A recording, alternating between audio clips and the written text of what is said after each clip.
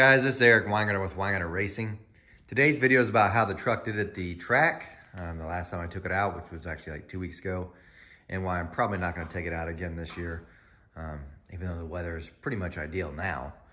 But we'll get to all of that, and I'll get to tell you all the changes that's happened to the S10. So if you're new to my channel or just happen to, whatever reason, the algorithm says, hey, S10, here's some stuff about you, I'll tell you all the stuff that's made differences as far as ET in the truck, and I'll go through it pretty quick. So I'm not going to waste too much of your time. For those that don't know what this is it's an S10, but I put the GMC badges and stuff on it, but it's an S10 91 square body, obviously. And the powertrain currently is a 406 small block Chevy. It's got my Headhunter heads on it, which are from Brodix, and they're really small. They're only 234 cc's. After I was done porting them, had the chamber softened. Has a camshaft, I think, because I can't remember exactly. It's been a while since I did this, but I believe it's 244, 256 on a 112 lobe separation. It's about 9.9 compression ratio and has 704 lifts, by the way. And this is for those Headhunters, there's only two intakes that fit it. This is actually the MS90. That's for a 4150 flange. It has a scat crankshaft, scat rods, and JE pistons, all forged, good stuff. And this was actually built by Nye's Engine, so I gave him the heads, intake, cam, and shaft rockers. It has power shaft steel rockers on it, and told him to build it. BAM 904 lifters too, solid roller deals. And told him to build it, and he dynoed it with the Sniper EFI, and he did a gas tune on it, and on gas, pump gas, by the way, it made like 721. And then he also put on E85, and that really made a difference. It bumped it up to 785.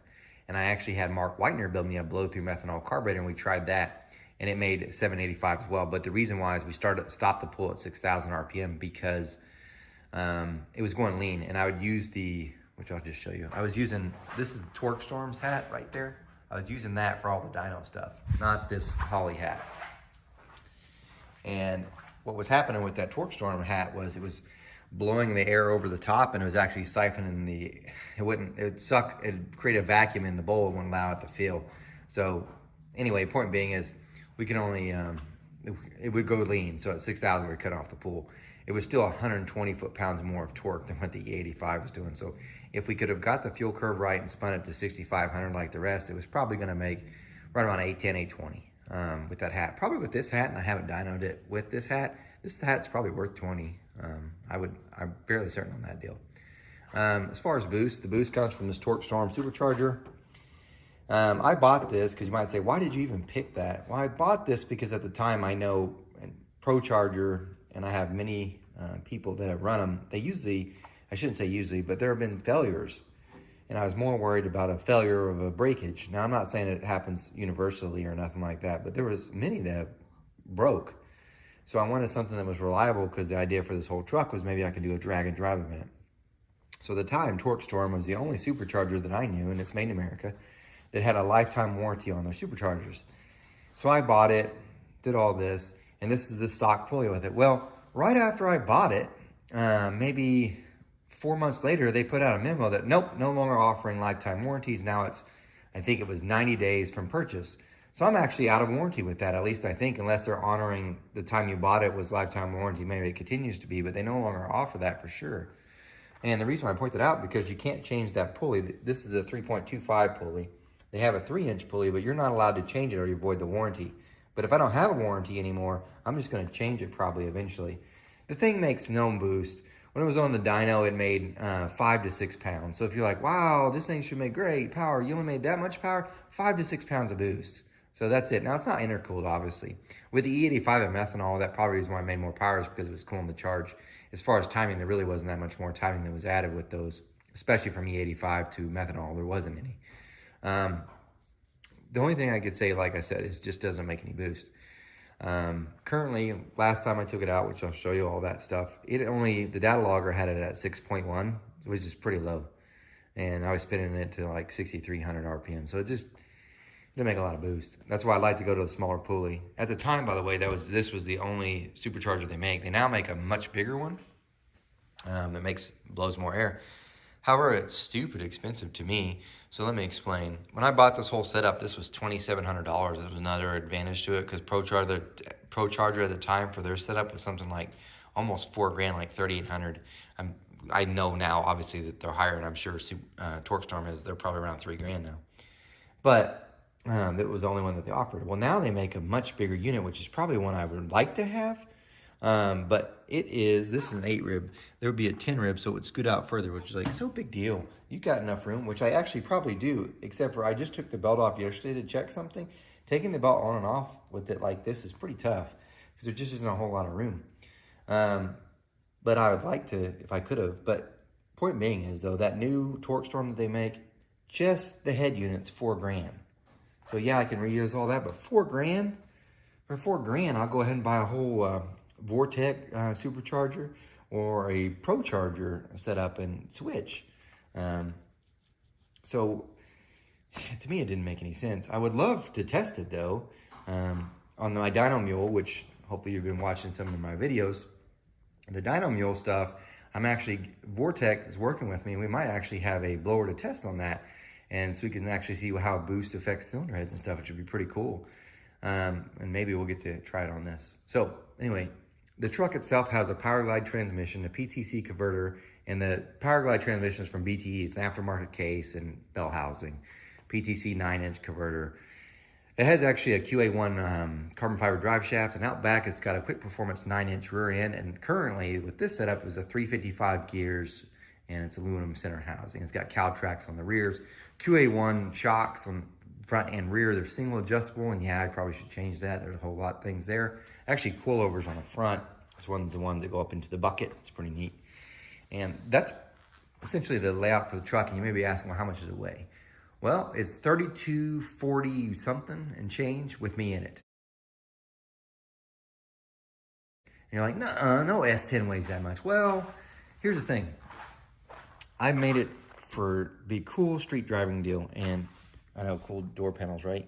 Those are still, they're cooler. But anyway, all this there's sound deadening behind here, sound deadening on the floor, on the roof, and anyway, it's made for that. It wasn't made to make it as light as possible and be as quick as possible. So, I mean, you could tell there. I've got 2 fuel systems back there, and anyway, point being is, that's my name. My dad's name ghosted into it. Point being is, it's not as light as many other S10s. It just isn't. The nose weight's really high too. It's got like 900 pounds on this corner. And yes, I have weights to check all this. So anyway, that's the rundown for the truck. I'm going to show you a video here in a second about how I did at the track, or at least some of them. But before this combination went in, so last year, I took it out to track many times. It had a 355 in it. It was actually this engine right there, NA. And I want you to understand this. So essentially all the rest was the same, except for when it had the 355 in it, I had a TCI converter in it that was 5,500 stall, and it had 456 gears in the rear end. The rest of this was pretty much the same, except for it had a manual steering box at that point. It didn't have the rack and pinion. As far as weight-wise, it actually weighed less before by about 20 pounds.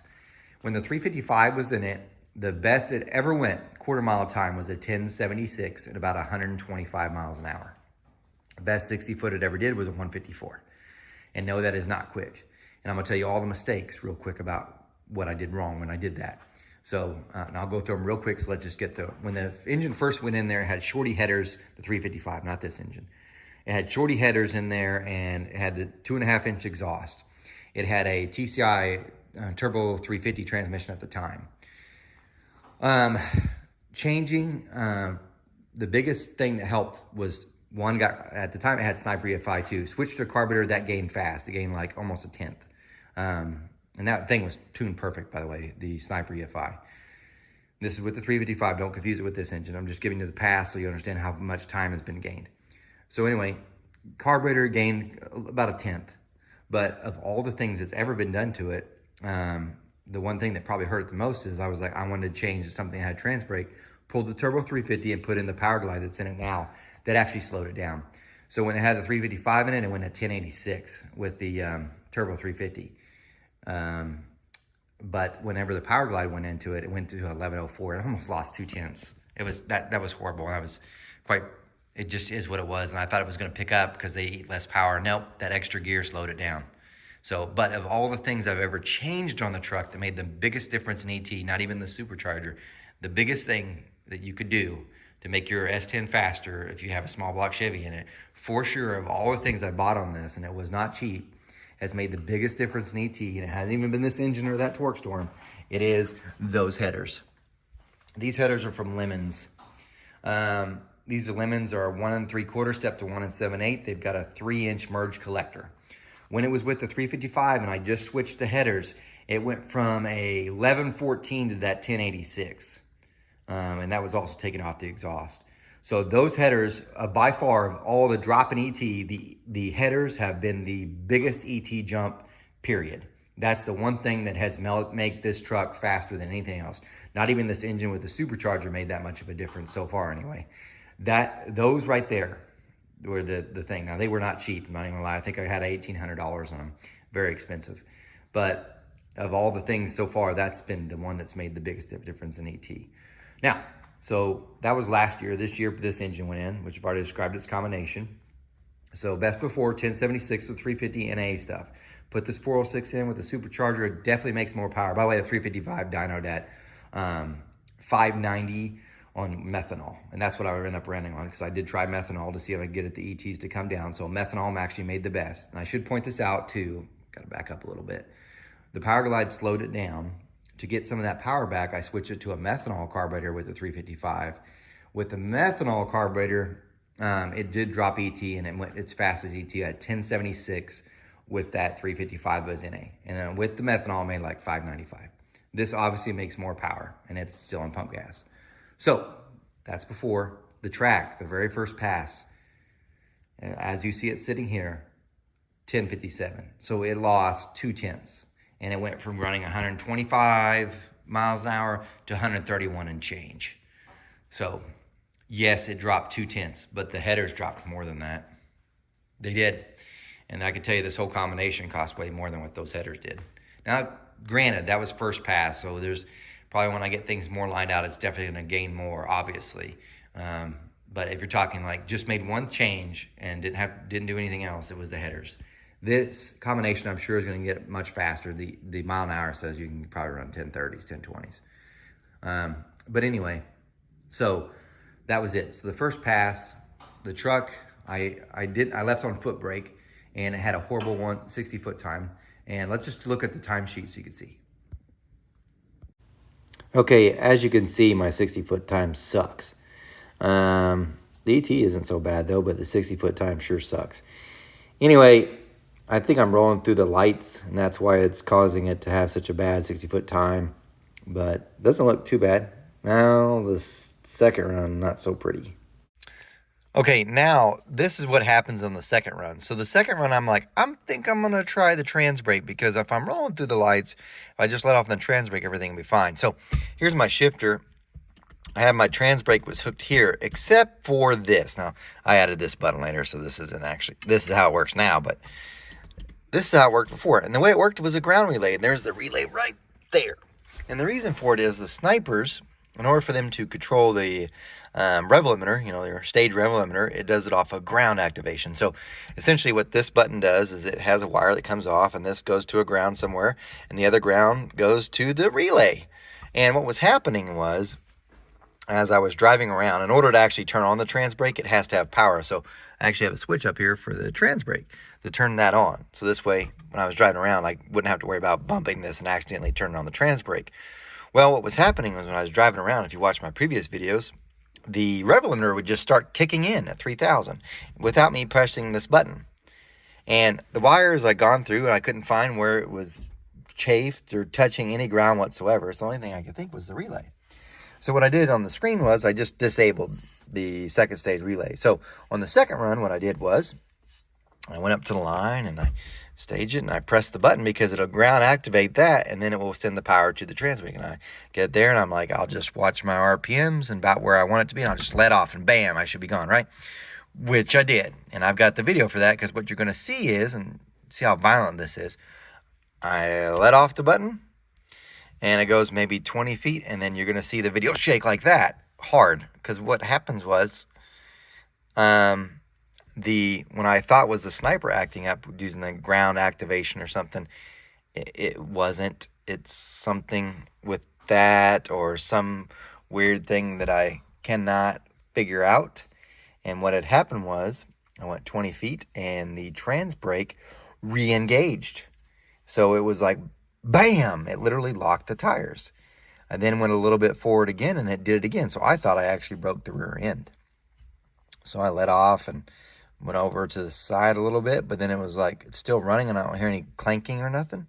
And I gave it a little gas and it drove just fine. It shifted in the second. I didn't know what it was. I actually really did think maybe I broke the rear end, but then I like, that's weird that it's still driving. It seems fine. Pull off the return road and all this is going to be in the video you're going to see. And I put it back in first and bam, it engages again. So I'm pretty frustrated. I can't really figure it out until I realized maybe it's something with the ground activation and it wasn't the sniper that was causing that whole thing. It was actually something maybe in the relay or some weird thing. So what I did was I just reached up and turned off the trans brake. So you're going to watch that video and yeah, I needed to change my pants after it was over.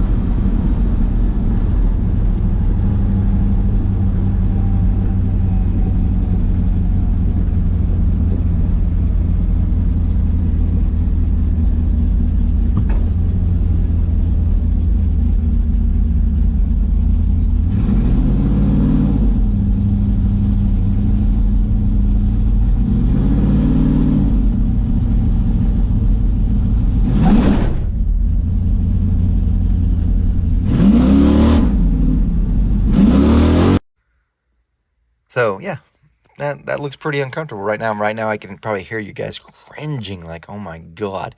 Well, I thought, you know what, I'm going to make another run. I want to make sure that see if the truck's broken. I know you're thinking that's probably the stupidest thing you've ever thought and could have done. I got to been like loading it up. Let's go check things. Probably should have, but whatever. I'm angry at the truck at this point. I mean, it's been out almost a year. It's got an aftermarket case and stuff. So I'm like, hopefully it won't cut off my feet. But so I go up to the line next time. This time I'm going to foot brake it and I worry about the trans brake. And I'm going to look at this and hopefully get it. And this time I really rolled through. And you're going to see in the video. Yeah, I'm fairly certain I rolled through. Then I can't tell if it's spinning, but I could hear a little chirp. So I'm going to assume it spun on the next one. And let's just look at the ET because it's bad.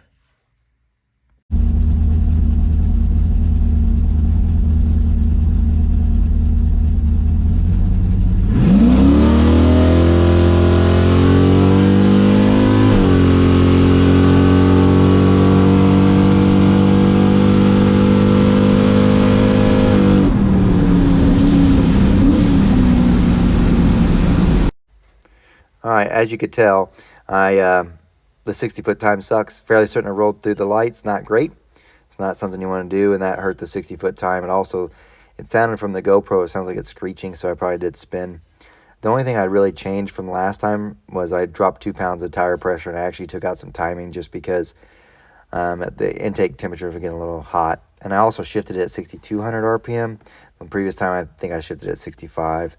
For whatever reason, the data log decided it didn't want to record RPM, so it shows 49 billion RPM throughout the whole run. I have no idea. The screen part shows perfect, but not the data log.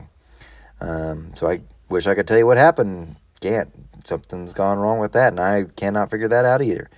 But it did go a little bit mile an hour faster and slightly at both the eighth and the quarter. The ET sucked because the 60-foot sucked. If it hadn't been for those, it probably would have been pretty decent. So there you go. Did it feel like it broke anything on the inside? No, but I'm just paranoid. So yeah, there's your drag race, how it went. It sucked. The day after I got home, I unloaded off the trailer, and because this is street legal, I've got insurance and everything on it. I drove it. I drove it for about 25 miles. Drove it on the highway, drove it on the streets for a little bit, and everything seemed fine. It shifted fine. It doesn't slip or nothing. However, I will say that the torque converter itself feels like it's looser than probably what it should be, and not before. It did it before. It just feels like it's slipping more. If you put it on the trans brake and you floor it, it'll go 4,200, which I think, man, that's a little bit much. Also, you have to give it more gas before it accelerates. I used to make fun of people. I'm like, man, because they were like, you got a high stall converter, you got to rev it up before it ever moves. Because before, with 355, 456 gears, 5,500 RPM, you let off the brake and it starts moving. Like it is now with this 4,100 stall, 355 gears, you actually have to give it gas for it to move. See what I mean? They're different worlds. But anyway, point being is, it seemed fine. It didn't seem like there was anything wrong. However, here's the thing with that. When you engage a transmission like that, it's not to say, well, it slipped the clutches and something. You could definitely tell now that there's something different. For all I know, there could be a crack in one of the, probably the planetary or something in that. It's not cracked the cake because it's definitely not leaking fluid. One good thing finally about the truck, it doesn't leak. But there could be something cracked on the planetaries and stuff. So it's really hard for me to say, let's go to the track and try it again, because I've driven it quite a bit now. So for instance, you probably saw in the truck, there was an entry for a car show, because I guess 2 days ago now, I had entered this in a car show. And I know you're like, you entered in a car show, so you can't win a race, so you entered a car show, you're that type of guy now? No, and yes, I would have said the same thing. You're slow, so it's car show time. No, well, here's what exactly happened. My son, who swims for Broken Arrow Schools, he has to do volunteer hours, and there was a car show in downtown Broken Arrow, so he had to do volunteer hours. So I said, you know what, I'll be nice. I'll bring my truck out. I've never entered a car show ever. I even rarely even go to them. I'll bring my truck out. I'll enter it just for fun, and then I can go and hang out with him. And that's essentially what I did. What I didn't know was his shift was only 2 hours, and the car show lasted from, I got there at 7 and didn't leave till 3, because you're kind of trapped once you're there. Anyway, I entered it in the race car class, because I think this truck's nice. Of all the cars that were there, I was the only S10, period. GMC Sonoma S10, period. And I actually entered in something called the race car class. And the race car class, you have to have a roll bar, which I do. And here's the thing. The cars that were entered in the race car class, I'm 99% certain, I was the only one that actually raced that year. And I've only been out once. Those guys, I raced it like 4 years ago. I don't really take it. I mean, it's a race car, but I don't really take it to the track. So I was like, man. So part of me is like, it's not a race car if you're not really racing it, is it? I still have because I didn't clean this off. Because I was like, no, I don't want to take it off. I still have the rubber from doing burnouts, which probably helped hurt my score. I didn't win, which I didn't think I would. The guys on either side of me did. There was a Gremlin on one side of me that entered the race car class. The car was mint, but on the other side was this Mopar. Oh my God, the car is beautiful. So you can't take anything away from those guys. Absolutely beautiful cars. Like, my truck looks good just in the outside from 20 feet away. There's no way the interior looks great. There's no way underneath the car the hood looks great compared to the others. It just doesn't. It's not a show car. But I will say this, after going to the car show and actually entering a car show, those guys are serious. I mean, every little thing is clean to perfection. Like, I didn't even clean that, so I was like, oh crap, I didn't even notice, because I just washed the outside and stuff. Didn't even notice the stuff underneath the hood. They're immaculate in every little thing. They have, everything's nice and neat. They really only drive it to the car show. They don't drive it anywhere else. It's literally that. So, and I mean, they're as much as we are into drag racing, those guys are into car show perfection. Like, the car has to be beautiful in every way. So now oftentimes at racetracks feel like I don't fit in, because there's so many more faster cars and there's so many slower ones. There's really nothing that's like this. But there, I definitely felt like a fish out of water, because it's like, oh, I am clearly the only one that actually entered something that wasn't really supposed to be here. It just looks, it's a good looking truck. It's not a show truck for sure. But anyway, so I took it to that and drove it home, no problems. Both ways, no problem. But the point I'm trying to make to the whole thing is driving, I think it's fine. My fear is I'm going to take it to the track and because I redid the trans brake button because I was thinking maybe I'll get a brand new button, put it on the steering wheels because maybe it's something's switched, it's gone bad.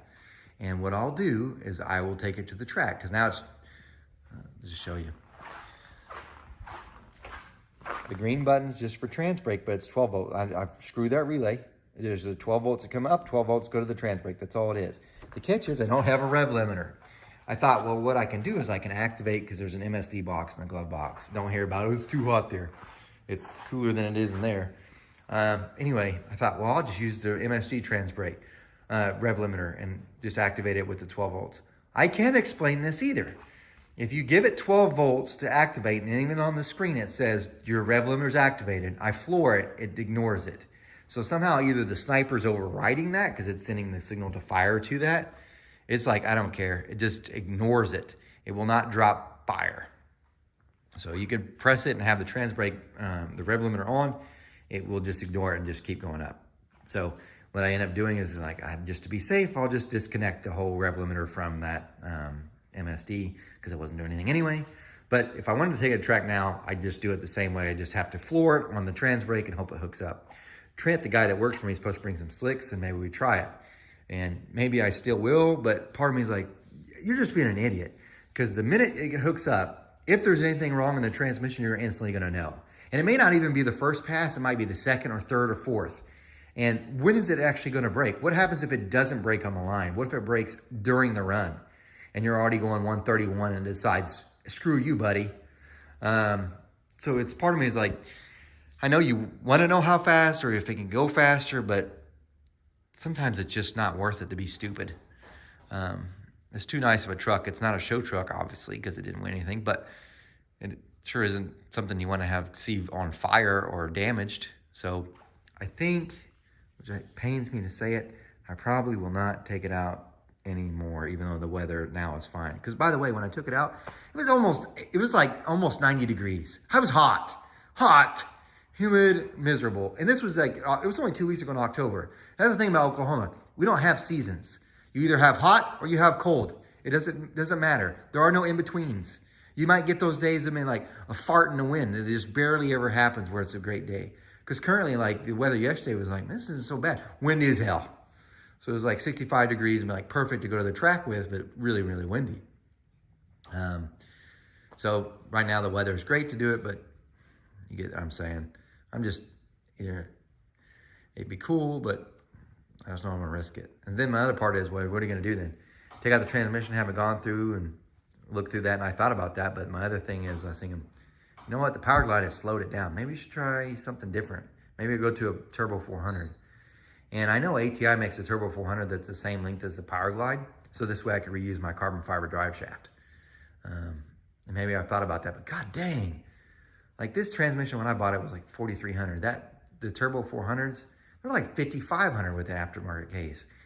So I was like, goodness, it just seems ridiculous. And then part of me is like, just use the stock case, but the bell housing that's SFI approved, and then you could put like a blanket over it. Because the blankets are only like $300. They're much cheaper than the $2,000 case. But maybe I'll do that. I don't know. But the extra gear is going to make it quicker. Fix the 60 foot and I'll figure it out. But man, it's just expense. Because not only that, let's say the drive shaft works, still have to change the yoke because the output shaft for the 400 is so larger. It needs a different shifter, which isn't the end of the world. Got to do something different with the coolant lines for the transmission, which isn't the end of the world, but just more stuff. But the cross member, because I was looking it up, it won't work with the Turbo 400. I have to get another cross member. Not that I couldn't modify it, and maybe I would, but still.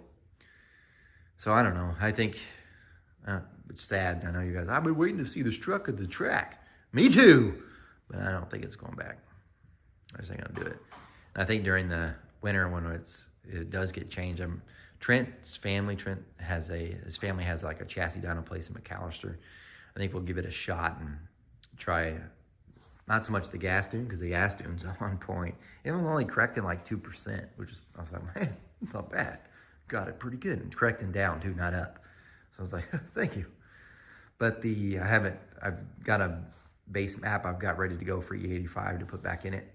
But I want to put on the chassis down and see how it works. There's some drivability things, like how it does on the cold start, coming off the initial fuel prime, how it cranking fuel anyway. Make sure that works, the acceleration enrichment, that sort of stuff. I want to make sure I get right. So when I'm bringing up on transmitting, it's popping in stuff. But anyway, there you go. This is a longer video, but I haven't really made anything about the truck in a while, I guess. So, sorry to disappoint you, but that's what it is.